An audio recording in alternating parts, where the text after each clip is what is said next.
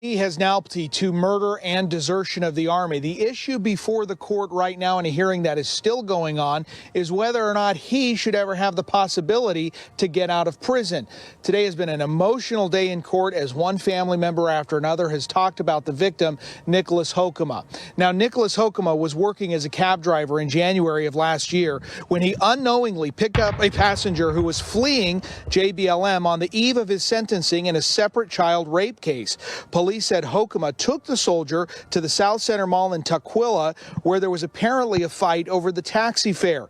That soldier, Jonathan Kang Lee, then stabbed Hokema to death and left his body there. Hokema's family has been outspoken about their frustration that Lee was not confined before his sentencing on the other case. That family is still in court and under a gag order until the sentencing phase of this is over. Here is what Nicole Hokema, his widow, told me at a hearing for this case last year. He was mine. I was his. He was mine. That was the way it was supposed to work. And it didn't because of other people's blatant neglect and stupidity. That kind of monster took Nick away from me.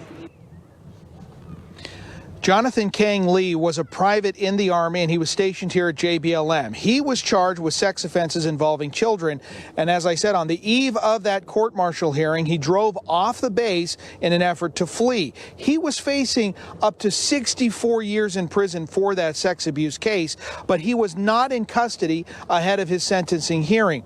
Today, we heard from, as you heard there, Nicole Hokema, who's Nick Hokema's widow. We also heard from his father, his stepmother, and his sister.